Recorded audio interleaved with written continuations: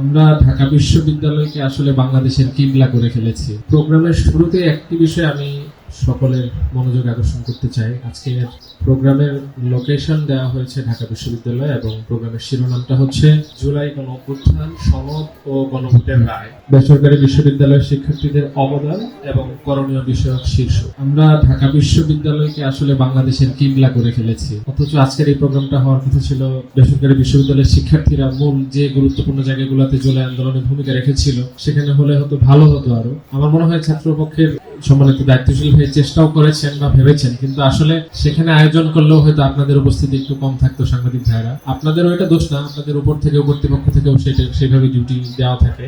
যে কোনো কিছুর গুরুত্বপূর্ণ কিবলা হচ্ছে ঢাকা বিশ্ববিদ্যালয়। তো আমার মনে হয় জেনজি যেহেতু পরিবর্তন চাচ্ছে, এই বিষয়টারও আস্তে আস্তে পরিবর্তন হওয়া দরকার। অবশ্যই ঢাকা বিশ্ববিদ্যালয় প্রতিষ্ঠার পর থেকেই দেশের গুরুত্বপূর্ণ সকল আন্দোলন বলি বা সকল প্রতিবাদ কর্মসূচি বলি, সকল কিছুতেই ঢাকা বিশ্ববিদ্যালয়ের খুবই গুরুত্বপূর্ণ ভূমিকা থাকলেও এই বিষয়টাকে ডিসেন্ট্রালাইজ করা দরকার।